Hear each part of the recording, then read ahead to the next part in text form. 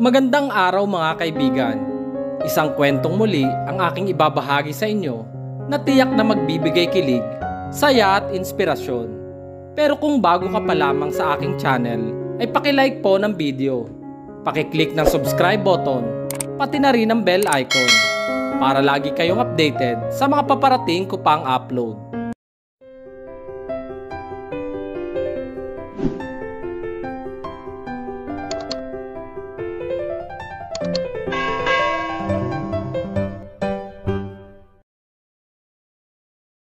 Mary, calm down, okay? Just please, calm down.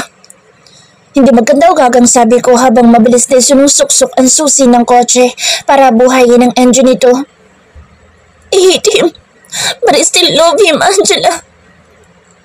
Humahagulhol siya habang ako ay napapahigpit ang kapit sa manibela. I know. Huwag kang gagawa ng kung ano, papunta na ako dyan. Pag-alo ko. Hindi na niya nagawang sumagot dahil malakas na naman siyang napahikbi. I hate hearing her sob. Nainis ako kapag nakikita at naririnig ang ganitong side niya. Ilang ulit na bang nangyari ito kay Mary? Pero mas malala ngayon. At sa iisang dahilan na naman, ang boyfriend niya. Mag-boyfriend ka ba naman ng isang babaero at nagmula sa mayamang angkan? Malamang, isa ka lang sa mga laruan noon. Gusto kong istinig pero pinili ko na lang na manahimik at baka lumala ang sitwasyon. Masyado siyang sensitive kapag boyfriend niya na ang usapan at ang mabisang paraan ay ang manahimik. Martir. Magpapakamatay na lang ako. Pagkoy, sabi niya matapos kong pakinggan ang ilang minuto niyang paghikbi. Mas lalong napabilis ang pagpapatakbo ko at kung maaari ay paliparin ko na ang kotse ko makarating lang sa apartment niya. Natatakot ako para sa kanya dahil matagal ko nang kilala si Mary. Alam kong may isang salita siya. Kung anong maisipan at sabihin ay talagang ginagawa. Don't! Huwag mong gagawin yan. Huwag mong gagawin ang bagay na yan. Lalaki lang siya at darating ang araw na makakalimutan mo din siya. Please, huwag mo sayangin ang buhay mo para lang sa walang kwentang lalaki. Pilit kong pinapakalma ang boses ko kahit ang totoo ay gusto ko nang magwala. Hanapin ang walang hiyang kasintahan nito at pagbubugbugin hanggang sa hindi na makalakad. Hindi lang siya lalaki, Angela. I love him so much at hindi ko matanggap na nakipagwalay siya sa akin dahil lang sa may nakita na siyang iba. Sagot niya sa kabilang linya. Napamura ako. Kung nasa ibang sitwasyon lang kami, baka kanina ko pa pinatay ang tawag. I hate talking and using mobile phone. Pero dahil sa matali ko siyang kaibigan ay napipilitan ako maging madaldal at gumamit ng nakakaimbiyan ng cellphone na ito. Please, Mary, don't say that. Hindi ko na napigilan na mabakas ang inis sa boses ko. Nagpatuloy na naman ito sa pag-iyak at basag na ang boses. Panay ang salita niya na parang may mga binabanggit na pangalan pero hindi ko maintindihan. Malas! Naibulong ko sabay hampas ng manibela nang maipit ako sa traffic. Walang tigil ako sa pagbusina at wala akong pakialam kung nagsisigawan na ibang tao dahil sa ingay. Baka wala na akong maabutan. Hey, Mary? Mary! Panay ang tawag ko sa kaibigan ko habang nagpupumilit na makaalis sa traffic. Wala akong narinig na sagot kundi hikbi at hagulhol. Talk to me, Mary! Sabi ko ulit. Ma'am, bawal po dito. Rinig kong boses na isang lalaki sa kabilang linya. I don't care!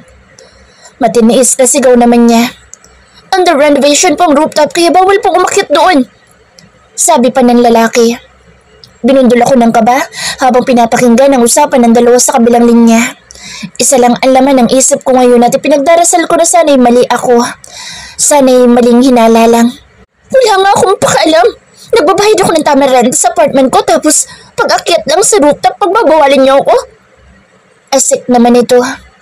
Hindi nawala ang kaba ko kahit pa sa wakas ay nagawa ko makaalis sa traffic.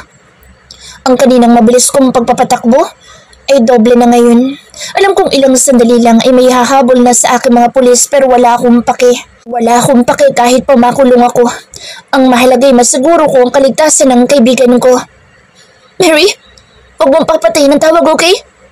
Sabi ko kahit pa parang wala na sa isip nito na katawagan niya ako. Ma'am!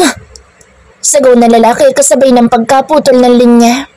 Malutong akong napamura at nang makarating sa building kung saan ang apartment ni Mary, hindi na ako nag-abalang mag-park na maayos. Dali-dali akong bumaba at tinakbo ang elevator. Bilis! Bulong ko. Halos durugin ko na ang pagpindot sa key ng elevator papuntang rooftop. Kaba, takot at galit ang nararamdaman ko ngayon habang nakatingala at naghihintay sa pagbukas ng elevator. Nang tumunog, hindi pa man tuloy ang bumubukas ay mabilis akong lumusod sa siwang nito at muling tumakbo. Nakarating ako sa rooftop at panay ang linga ko sa paligid. Totoo ngang under renovation ito dahil nadaanan ko pa ang signage nila na nagsasabing hindi pwede ang mga tao dito dahil delikado. Humawak po kayo, ma'am! Otomatiko akong napalingon sa pinanggalingan ng boses. Nasa dulong bahagi ito kung saan walang kahit anong harang. At sa tansya ko, isang maling hakbang lang ay maaari kang mahulog. 20th floor ang building na ito at talagang durog ang mga buto mo kapag nahulog ka. Diretso, morgue ka pa. Mary! Naibulong ko. Tumakbo ko sa gawin nila. Hawak-hawak na lalaki ang kamay ni Mary na ayon sa suot nito ay parang construction worker. Umiiyak ang kaibigan ko kaya parang tinitibag ang puso ko sa kalagayan niya. Inabot ko ang isa niyang kamay para hilahin siya. Sa tanang buhay ko, ngayon lang ako nakaramdam ng takot. Kunti na lang at maaari siyang makabitaw sa pagkakahawak namin habang ang katawan ay nakabitay sa ere. Huwag kang bibitaw, please. Pakiusap ko. Naramdaman ko ang pagtulo ng mga luha ko habang mahigpit na nakahawak sa kamay niya. Gusto kong magtanong kung anong nangyari at nasa ganito siyang sitwasyon.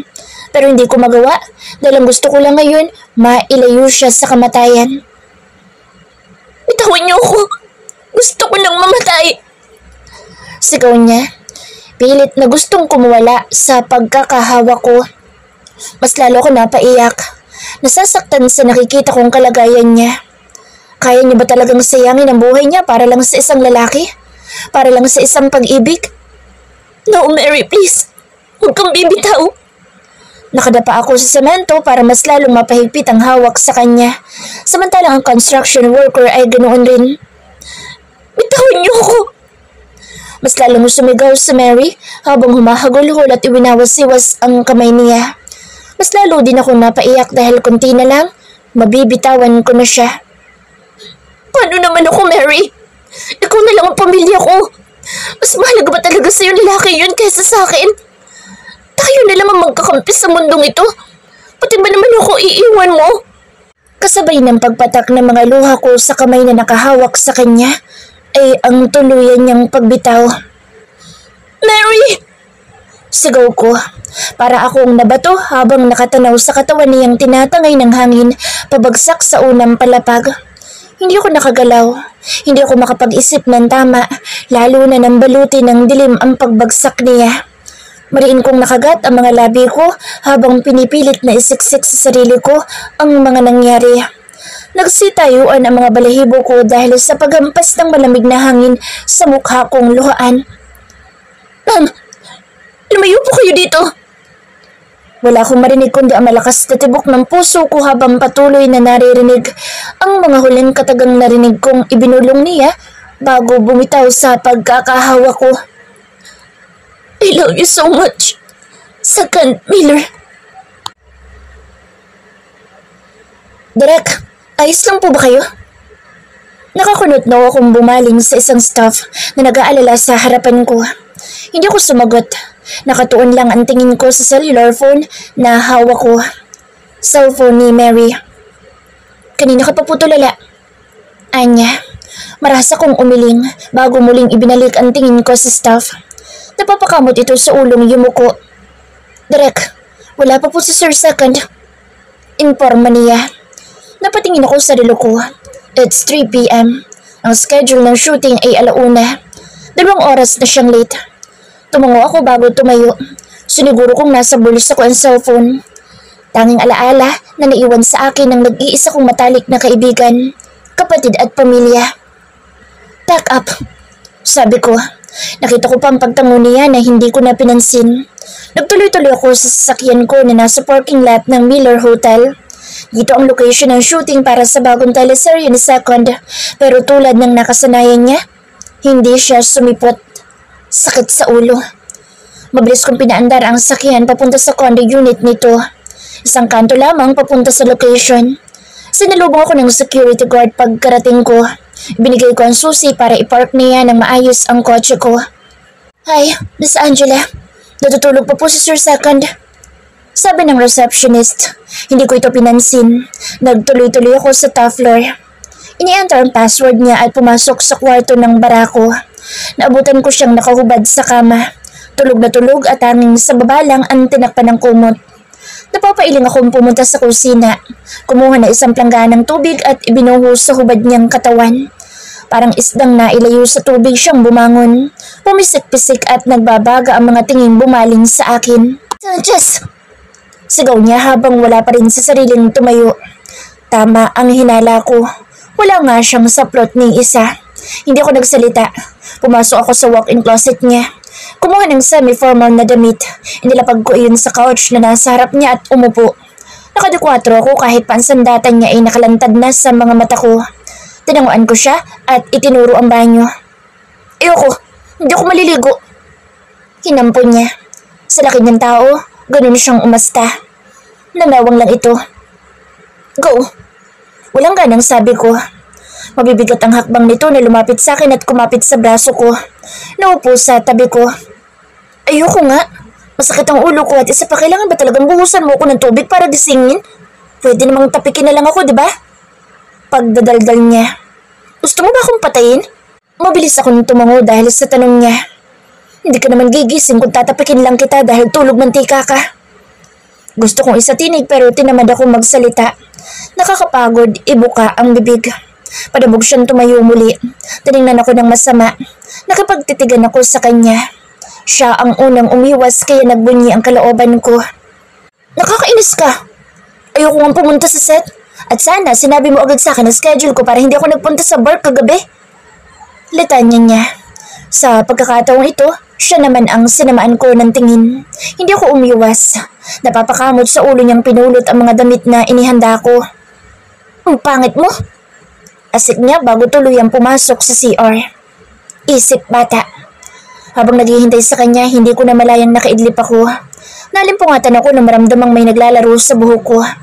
Napadilat ako at sinalubong ang nakangiting mukha ni Second. Dahan-dahan akong bumangon sabay tapik sa kamay niyang nakahawak sa buhok ko. Pinasadahan ko siya ng tingin. Suot na niya ang inihanda kong damit. Blue Armani semi-formal long sleeve na tinarnuhan ng black Versace fitted jeans. Nakayapak lang ito. Walang kaarte-arteng nakaapak sa makalat niyang sahig. Bakit black ang kinuha mong underwear ko? Ang pangit. Angal niya. Tinitigan ko siya ng ilang minuto bago ako tumayo at hinila siya sa harap ng full-length mirror. Inayos ko ang gusot niyang kwelyo. Itinupi ito hanggang sa kanyang siko. Inayos ko rin ang pagkakalap ng kanyang sentron. It's Monday, so kulay black. Paalala ko. May schedule ang kulay ng underwear na dapat niyang isuot bawat araw. Hindi ko rin alam ang trip niya pero yun ang bilin niya. Monday is black, Tuesday is red, Wednesday is gray, Thursday is maroon, Friday is yellow, Saturday is fuchsia, and Sunday is green. Dapat fuchsia na lang. You know, I love anything as long as it's fuchsia. Angal na naman niya. Tinamaan ko ito ng tingin. Sa lahat ng taong nakilala ko, siya ang pinakamadaldal, pinakamareklamo at pinakasakit sa ulo. Hindi ko alam kung saan pinaglihi ang lalaking ito at parang hindi isang barako kung umasta. Ang pagkakaalam ko nga, mga straight ang mga kapatid nito. Mahirap malapitan dahil sa mga mukha pa lang ay masusungit na. Pero ang isang ito, kilay at mustache lang ang masungit. Pero kapag nag-ahit, siguradong magmumukhang bakla. Inayos ko rin ang buhok niya. Hindi nagkakalayo ang tangkad namin dahil mataas rin ako pero kinailangan ko pang tumingkayad para lang maabot ang buhok niya. Sa sobrang kaburara at katamaran ng lalaking ito kahit boxer at brief, hindi kayang maglaba. Naglalambing siyang yumakap sa akin nang makita ang seryoso kong mukha na mas lalong naging seryoso. Oo na nga, di ba black na nga eh. Ang sungot mo talaga at ang harsh mo. Parang hindi mo ko best friend. Hindi ko binigyan ng pansin ang pagiging isip bata niya. Ipinagpatuloy lang ang pag-aayos sa akin niya. Nang matapos lumabas na ako at dumiretso sa parking lot. Hintayin mo naman ako. Hindi ko siya nilingon na nakahabol pala sa paglalakad ko. Tinatamad akong igalaw ang leeg ko. hanggang sa makasakay ako sa kotse. Pumasok siya sa passenger seat na hinihingal. Ang harsh mo talaga sa akin. Kapag ako nainis sa'yo, kakagatin kita. Banta niya na tinanguan ko lang. Second's person of a voice. Sino ba naman ang matinong tao na mambubuhos ng tubig para magising? Paano kung nalunod ako? Pero alam ko naman kahit ganyan siya, nagmamalasakit pa rin siya sa akin. Best friend kaya kami. Pupunta pa rin ba tayo sa shooting, King? Tanong ko na tinunguan naman niya. Hindi talaga ako naniniwala na ako ang pinakatamad na tao sa buong mundo. Tulad ng palagi nilang sila sabi. Itong babaeng ito mas tamad pa sa tamad kasi pati pagsasalita ay tinatamad. Inirapan ko siya dahil sa sobrang boredom kahit bumaho ang laway ni King, hindi yan magsasalita kapag walang kwentang usapan. Iniwan ko na lang ang radio ng kotse niya. Napangisi ako dahil sakto ang paborito kong kantang pang-asar sa kanya ang naka-ere. Titibo-tibo by Moira de la Torre. Sinabayan ko ang pagkanta habang iniiba ang lyrics para maasar siya. Panay ang kanta ko. Nagdidiwang na ang kalooban ko dahil kunot na ang noo niya. Partida with feelings ang pagkanta at may action pa. Sumulyap siya sa akin dahil sa sobrang pagkairita sa pagpapalit ko ng ibang lyrics. Magdusa siya. Kasalanan niya kasi ang tamad niyang magsalita. Tinaasan ko pa ang tono ng kanta para mairita siya pero hindi pa rin talaga siya nagsasalita. Lintik lang ang walang ganti. Ilang sandali lang nakarating kami sa location. Busy lahat ng staff sa pagsaset up ng mga gagamitin sa scene. Pati na ang mga cameramen upang humanap ng tamang anggulo. Nasa isang coffee shop ngayon ang set up dahil yun ang sunod na setting ng storya. Lahat bumabati sa amin lalo na sa akin pero hindi ko pinapansin dahil nakahawak lang ako sa braso ni King habang panay ang daldal ko. Akala ko ba sa hotel namin ang first location? Bakit tayo nandito? Pangungulit ko. Tumigil siya sa paglalakad. Humarap sa akin na walang pinagbago ang reaksyon. Pinalisikan niya ako ng mata na parang sinasabing, may gana ka pang magtanong na alam mo namang dahil sa pagiging batugan mo kaya na-cancel ang shooting natin sa hotel? Ako na ang nag-interpret ng titig niya kaysa hintayin ko siyang magsalita. Baka abutin kami dito ng gabi't madaling araw. Sabi ko nga, hindi na ako magtatanong. Pag-iwas ko sa matalim niyang tingin bago siya akbayan. Bagay sila no? Kinikilig ako. Oo nga, parang yun sa mga novel lang. Pero sa estado nila, baliktad. Dahil nagiging prinsipe si Derek, samantalang sa Sir Second, nagmumukhang prinsesa. Kaya nga ang alam na marami na ang tawag ni Sir Second kay Derek ay King, samantalang sa Derek naman ang tawag niya kay Sir Second ay Queen. Yun nga ang mas nakakakilig eh. Napatago ako sa likod ni King dahil sa mga naririnig kong bulong-bulungan ng mga nadadaanan naming staff, pati ang ibang mga fans na nag-e-effort na maghintay ng matagal para mapanood ang shooting ko. Ang gwapo ko talaga no? Hindi sila magkamayo sa pagchichismisan tungkol sa akin. Tuwang-tuwang sabi ko. Wala akong nakuhang sagot sa kanya.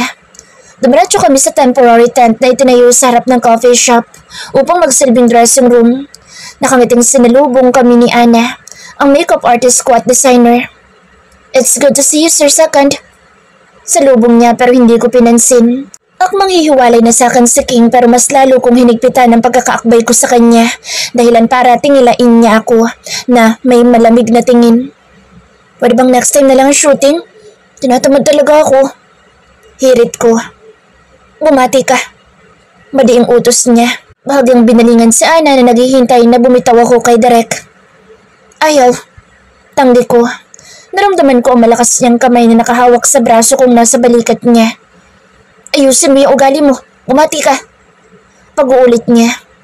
Alam ko namang mali ang hindi bumati sa mga taong nakapaligid sa akin. Himalamang isipin, siya nagturo sa akin ng bagay na iyon kahit pa hindi naman niya ginagawa. Bakit ako lang? Ikaw nga puro tango lang eh. Reklamo ko. Napilitan akong hinuwalay sa kanya, saka ako padabog na umupo sa single chair na nandito sa loob ng tent. Nakita ko ang pagyuko ni Ana bago ito lumabas at iniwan kaming dalawa. Siyempre lalabas talaga yun bilang respeto. Takot lang nila kay King. Huwag mo sagarin ng pasensya ko dahil kaninang umaga ka pa namumuro sa akin. Wala akong panahon para makapagsabayan dyan sa matigas mong ulo. Bakas na ang kawalan niya ng pasensya pero nanatili ako nakaupo at umiwas lang ng tingin. 5 minutes. Bibigyan kita ng 5 minuto para mag-ayos ng sarili mo. Walang designer and makeup artist within 1 month. Anya, bago ako iniwan. Napangisi ako na mapag-isa, saka tumawa ng mala-albularyo. Nagawa ko siyang pagsalitain na mahaba. Tinapik-tapik ko pa ang dibdib ko. Isa ka talagang magaling, second. Pinalakpakan ko ang sarili ko dahil sa napakalaking achievement ko ngayong araw. Okay lang na walang mag-aayos sa akin sa loob ng 1 month. Alam ko namang hindi niya ako matitiis. Ilang sandaling pagdiriwang ko, siya naman pagbalik ni Ana. Napatalon ako sa sobrang tuwa at niyakap siya. Sabi ko na nga ba, hindi ako matitiis ni King. Mahal kaya ako ng best friend kong yun. Cut! Sigaw ng assistant director habang ginagawa namin ang scene. Ano ka ba naman, second? Simpleng kissing scene lang, hindi mo magawa? Sigaw niya pero hindi ko pinansin. Sabi ni Direk, 10 minutes break daw. Sabi ni isang staff na namimigay ng mga tubig. Pagkarinig kong break, mabilis akong tumakbo sa pwesto ni King na nasa harap ng mga cameraman. Naglalambing na kumapit ako sa braso niya. Nagpa-cute para pagbigyan niya ako sa hihilingin ko. King, pwede bang alisin yung kissing scene? Alam mo namang ayoko ng mga kissing scene eh. Baka pagkatapos nito habul-habulin na niya ako kapag natikman niyang matamis kong labi. At isa pa, ayokong siya maging first kiss ko. Reklamo ko. Agad na nagsialisa ng mga cameraman sa harap namin kaya napilit kong humarap siya sa akin. Sige na, please. Sige na. Bakit ba kasi hindi mo muna pinabasa sa akin ang script? E di sana, napa-edit ko. May panahon ka magbasa? Sarkastikong balik tanong niya kaya napakamot na lang ako sa ulo. Tama siya. Tamad ako magbasa kahit may panahon ako. Kaya nga ang mga linya ko nalalaman ko lang kapag malapit ng mag-shoot. Saka ko lang babasahin at sasauluhin. Basta, tanggalin mo na lang. Ayoko nga sa kissing scene, di ba? Virgin pa ako, no? At ibibigay ko lang virginity ko sa babae magiging asawa ko. Naririnig ko na naman ang kilig at tawanan ng mga taong nasa paligid. Karamihan, mga babae. Nasobrahan ka sa pag-aartista. Ang OA mo? Seryosong sagot niya. Sumeryoso ako dahil hindi joke para sa akin ang mga sinasabi ko. Totoo yun, pero parang wala lang siyang paki. Hindi ako OA, no? Alam niyo ayoko sa kissing scene. Pero bakit meron ngayon? Para maiba naman, sir. Dahil sa lahat ng nagawa niyong project, walang kissing scene or intimate act. Isa pa, teleserye ito. Kaya expected na dapat may kissing scene, lalo at matured ka na naman at iyon ang hanap ng mga fans mo. Gusto nila makita kung gaano ka ka-aggressive. Singit ng assistant director. Yung kanina pa sigaw ng sigaw sa akin dahil ilang take na hindi ko pa rin daw magawa. Kunot-no ko siyang binalingan. Wala akong pakas sa gusto ng mga fans ko o kung ng sino man. Ang gusto ko ngayon, palitan ang sine yun. Tumahimik ang lahat dahil nakikita siguro nila na hindi ako nagbibiro sa pagkakataong ito. Ayoko sa kissing scene. Period. Ano bang mali sa ayaw ko? Pero kailangan eh. Apilan niya ulit. Kung hindi tatanggalin ang ganyang mga scene, hindi ko na itutuloy ito. Makukulong ka kung hindi mo tatapusin ang kontrata o kailangan mong bayaran. E di makulong o magbayad kahit magkano. Basta ayoko ng ganyang mga scene. Tapos, tumayo si King at pumasok sa tent kung saan ang dressing room ko. Sumunod naman ako. Sign ear na gusto niyang walang makakarinig sa usapan namin at baka mapabalita pa ako. Sige na naman na kasi, King. Please. Pagmamakaawa ko. Kailangan mong gawin ito para naman maiba ang acting mo at maging matured ka dahil ang mga susunod mo mga project ay kailangan mo yun. Paliwanag niya. Ayoko nga. Ano bang kinatatakot mo? Napabuntong hininga ko sabay lapit sa tenga niya para bumulong. Maselan ako. Ayoko sa laway. Nahihiyang bulong ko. Akala ko tatawa siya at aasa rin ako pero ilang sandali ang lumipas wala akong narinig sa kanyang kahit na ano. Kaya napilitan akong tumingin ulit sa mukha niya. Nakakunot lang ang noon niya at walang nagbago sa reaksyon. Seryoso pa rin. Anong mali sa laway? Takang tanong niya. Gusto mo ba talagang ipaliwanag ko? Sige na, palitan mo na. Hindi pwede. Dapat may respeto tayo sa scriptwriter. Pumirma tayo ng kontrata, so wala tayong magagawa kundi sundin iyon. Alam ko nag-aalala din siya sa akin dahil nagawa niya magpaliwanag na mahaba. Sa tagal ng pagkakaibigan namin, kilalang kilala ko na siya. Kaya kahit wala man ako makitang pag-aalala sa mukha niya, nakikita ko naman iyon sa paraan ng pananalita niya. Kaya nga kampante ako kapag siya ang kasama. Ano nang gagawin ko ngayon? Nawawala ng pag-asang tanong ko sabay yakap sa kanya. Ikaw ang umisip ng paraan. Lambing ko para tulungan niya ako. Don't worry. Idadaan na lang natin sa anggulo ng camera pero galingan mo pa rin ang acting mo. Kakausapin kong partner mo.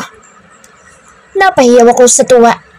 Ngingiti-ngiti akong pumasok sa kumpanya na pag-aari ng pamilya namin. Isa itong radio station at TV network na pinamamahalaan ni Third. Ang isa sa mga kapatid kong close na close ko. Para na kaming pinagbiyak na bunga dahil sa pagiging malapit namin. Katatapos lang ng shooting ko sa bago kong teleserye at agad akong tumuloy dito para makapagpahinga. Tulad ng nakasanayan ko na lahat ng tao sa lobby napapatingin sa akin. Sino ba naman ang hindi kung isang second Miller ang masasilayan nila? Aba, gwapo na nga, macho pa, mayaman pa. Total package na. Pero sorry sila dahil hanggang tingin lang sila sa isang tulad ko. Good afternoon, Sir Second. Salubong sa akin ang secretary ng kapatid ko. Imbis na ngumiti, hindi ko na lang siya pinansin. Baka bigyan niya na ibang kahulugan ng pagngiti ko.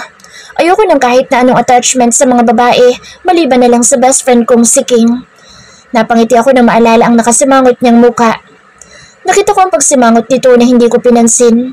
Nagtuloy-tuloy ako sa office ni Third. Hindi na nag-abalang kumatok pa. Abala ito sa pagbabasa ng mga dokumento. Hindi man lang tumingin sa akin ang tatayuan ko. Nakangisi kong kinuha ang sapatos na suot ko sa kabinato sa kanya. Napahagalpak ako ng tawa nang masapul ito sa ulo. You're crazy and childish. Inis na sabi niya sabay bato pabalik sa akin ang sapatos. Agad ko namang nasalo. Ang seryoso mo kasi. Baka magkapalit kayo ng papel na yan. Tatawa-tawa ko lumapit sa upuang kaharap ng office table niya. Bakit ka na naman nandito? Taas kilay na tanong niya habang seryosong nakatingin sa akin. Hindi na siya bumalik sa pagbabasa ng boring na mga papeles na iyon. Bored lang ako. Mababae ka? Question niya na ikinasamangot ko. Gagawin ko lang yun kapag na-inlove na ako. Sinaman niya ako ng tingin kaya hindi ko na naman napigilang mapahalakhak. Tapos ka na ba sa pagpapasakit ng ulo ng direktor mo? Kaya nandito ka na naman? Kilala niya si King. Lahat naman ng mga kapatid ko kilala ang best friend ko. Minsan kapag wala silang magawa sa buhay, kinakantsawan nila ako tungkol kay King. Ipinagkikibit-balikat ko lang iyon dahil alam kong malabong mangyari ang ganoong bagay sa pagitan naming dalawa. Parang bato yung best friend ko kaya imposible. Dude, kahit anong katigasan ng ulo ko sa taas at sa baba, mahabang pasensya noon pagdating sa akin. Baby niya ako eh. Ewan ko ba kay Angela at nagagawa niyang pagtsaga ng tulad mo. Mas matanda pa ako mag-isip sa'yo. Ngising aso lang ako sa sinabi niya. Halos 2 years na kami magkaibigan bro, kaya sanay na siya sa akin. Kaya wala kang love life dahil nakadepende ka lang sa kanya. Wow, third brother, ikaw ba yan? Usapang love life ba? Pasa ko dyan dahil alam mo naman pareho ang likaw na bituka natin. Pareho tayong naniniwala na hindi babae makapagpapasaya sa atin. Don't be dude. Wag sa second Miller. Doon ko narinig ang pagtawan niya. Yeah right. At nakagaya ka pa sa prinsipyo ko. Prinsipyong mukha mo. Ayoko lang talaga sa babae dahil hustle. Totoo naman talaga mga sinabi ko. No girlfriend since birth ako dahil ayoko ng commitment and complication. Ayoko sumakit ang ulo ko dahil sa babae. Masaya na ako sa buhay ko na shooting, inuman at bonding lang sa best friend ko, umiikot ang buhay ko. So, anong tingin mo kay Angela? Hindi mo lang alam, pero ang tingin sa inyo ng mga empleyado ko, mag-asawa kayo. Bakas ang pangangantsaw nito. Iningusan ko siya sa taas ng middle finger ko. Bagay kayo, nitong daliri ko, bro. Baka mamatay tayong virgin. Natawa kami na parang wala nang bukas. Hindi pa man humuhupa ang tawa namin sa sarili namin mga kalokohan ay bumukas ang pinto. Nagsipasok ang mga kutong lupa. Sina 4th, 5th, 6th, and 7.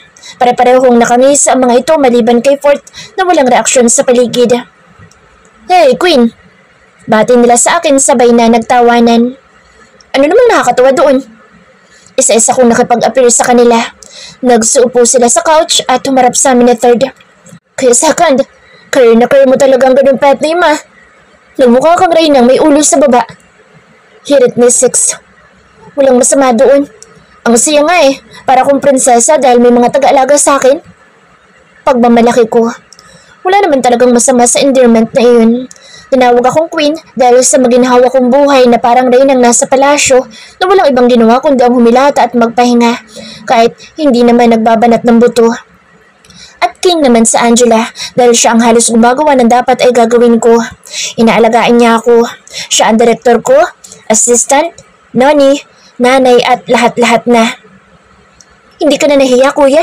Sa laki mong yan, ang batugan mo. Kawawa naman sa ate Angela. Tugon ni Seven. Binato ko siya ng sapatos ko na mabilis niyang nailagan kaya napatawa kami. Ganito kababaw ang kaligayahan namin magkakapatid. As long as magkakasama kami, konting kibot at kalokohan nagtatawanan. But seriously, wala ka ba talagang gusto kay Angela, kuya? Seryosong tanong ni Fort. Kumunot naman ang noo sa pagtatanong niya. Kailan pa siya nagka-interes sa ganoong bagay? Obvious naman sagot, tatanong pa. Siyempre wala akong feelings para sa best friend ko dahil hindi kami talo. Nagkatingin na naman sila at alam ko kung ano ang mga nasa isip nila ngayon. Mga gunggong talaga. Mga lalaki pero para mga bakla kung magtsismisan. Oo nga naman, obvious na obvious nga naman talaga. Tugon ni Third na may halong pangaasar.